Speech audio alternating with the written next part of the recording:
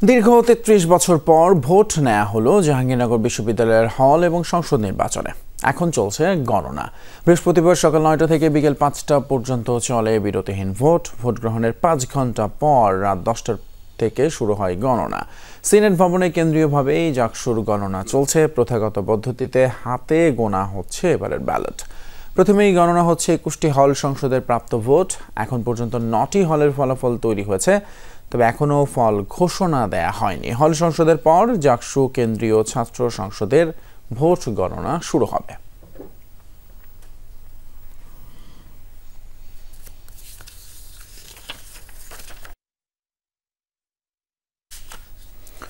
জাকসু নির্বাচন পরবর্তী ফলাফল বিষয়ে আরও জানতে আমরা সরাসরি কথা বলবো আমাদের সহকর্মী হাসান মিসবাহর সঙ্গে। মিসবাহ, শুভ সকাল। ৮ ঘন্টা পেরিয়ে গেছে ভোট গণনা শুরুর। আসলে এত ধীর গতির কারণটা কি একটু জানাবেন এবং ঠিক কোন অবস্থায় আছে এখন?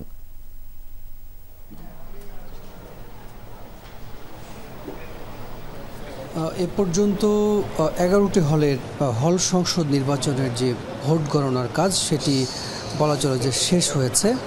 আর এই মুহূর্তে ৩টি হলের গণনার কাজ চলছে, 3টি টেবিলে 3টি হলের গণনার কাজ চলছে। এই হল সংসদ নির্বাচনের কাজ শেষ হতে হয়তো আরও ৬-৭ ঘন্টা বা তার বেশি সময় লেগে যাবে। আর এরপরে মূলত কেন্দ্রীয় সংসদের যে ফল গণনার বিষয় সেটি আসলে আনুষ্ঠানিকভাবে শুরু হতে পারে। এর আগে 4টি টেবিলে ফল গণনা শুরু হয়েছিল। সেই 4 টেবিলের এখন একটি টেবিলে বিরতি চলছে, সেখানে কেউ নেই। আর 3টি টেবিলে এখন 3টি হল সংসদের ফল গণনার কাজ চলমান। তার মধ্যে 3টি টেবিলে একটি টেবিলে আমরা দেখছি যে 5জন গুনছেন। একজনকে হয়তো দেখছি আমরা তাকে ক্লান্তি ধরেছে, তিনি খানিকটা ঘুমিয়ে পড়েছেন। তো 8 ঘন্টা এই মানুষগুলো গতকাল ভোরে উঠেছেন। এখন পর্যন্ত একইভাবে ভোট গ্রহণ শেষ করে তারা এই গণনার মধ্যে যুক্ত হয়েছেন।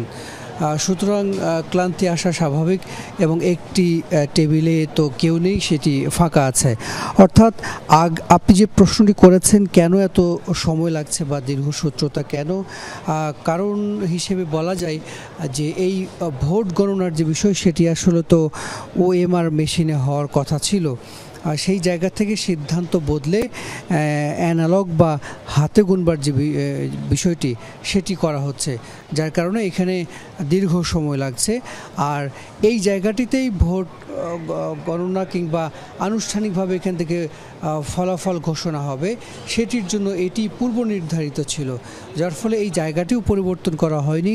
অন্য কোথাও যদি এই গণনার বিষয়টি সারা যেত সেক্ষেত্রে হয়তো সময় খানিকটা কম লাগতো। যেখানে জায়গা বেশি আছে, স্পেস যেখানে বেশি ছিল, সেই জায়গাটিতে যদি করা যেত।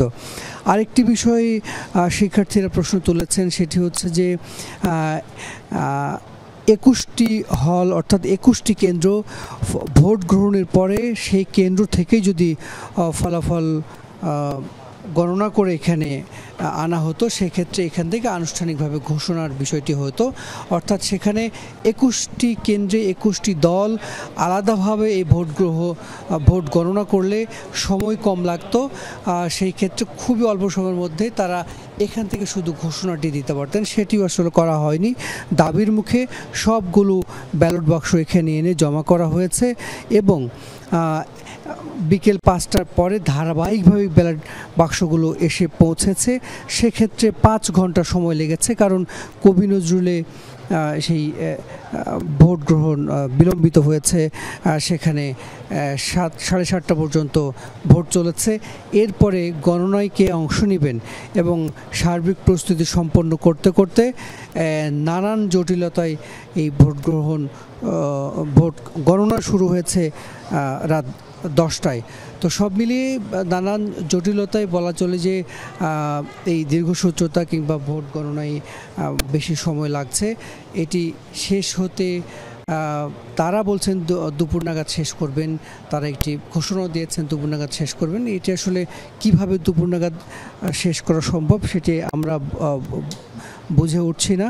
অবশ্যই সেটি বিকেল বা সন্ধ্যা গড়িয়েও যেতে পারে যদি এভাবেই চলতে থাকে, কারণ গত 8 ঘন্টায় মাত্র 14টি হল সংসদের ফলাফল ঘোষণা করা ফলাফল গণনা করা সম্ভব হয়েছে, এখনও কোনোটি ঘোষণা করা হয়নি।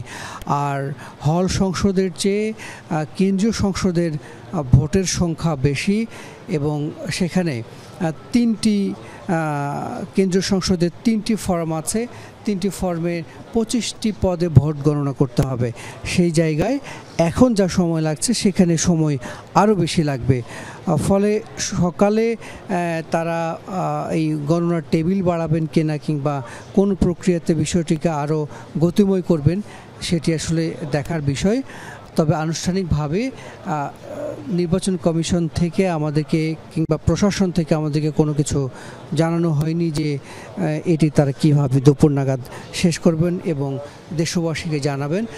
কারণ ডাকসুর নির্বাচনের পরে ডাকসু নিয়ে সাধারণ মানুষের একটি বিরাট আগ্রহ আছে যে কে এখানে জিতবে এবং দিনভর যে নানান নাটকীয়তা, ভোট বর্জন, অভিযোগ, নানান কিছু সব মিলিয়ে সাধারণ মানুষের এক ধরনের আগ্রহ আছে এই ডাকসু নিয়ে এবং এই নির্বাচনটি 33 বছর পর অনুষ্ঠিত হচ্ছে। ফলে এটি সাধারণ মানুষের যেরকম আগ্রহের কেন্দ্রবিন্দুতে রয়েছে, পাশাপাশি শিক্ষার্থীরাও অনেক তারা অনেক ভোট দিয়েছেন, 68% ভোট পড়েছে। এটি বলা চলে যে একটি ভোট পড়ার দিক থেকে, ভোটের হারের দিক থেকে এটি একটি ভালো শতাংশ বলা যেতে পারে। সব মিলিয়ে ডাকসু নিয়ে শিক্ষার্থী এবং সাধারণ মানুষের আগ্রহের জায়গাটি আছে। এখন দেখবার বিষয় এই ফলাফল আসলে কখন তারা ঘোষণা করেন। আর জানিয়ে রাখি যে 8টি প্যানেল ছিল, তার মধ্যে 4টি প্যানেল তার ভোট বর্জন করেছে। এই মুহূর্তে 4টি প্যানেল তারা ভোটে আছেন। তো এই ছিল আমার কাছে সবশেষ পরিস্থিতি। হাসান মেজবা, অসংখ্য ধন্যবাদ আপনাকে। জাহাঙ্গীরনগর বিশ্ববিদ্যালয়ের সিনেট ভবন থেকে জানাচ্ছিলেন ডাকসু নির্বাচন পরবর্তী ভোট গণনার সবশেষ পরিস্থিতি।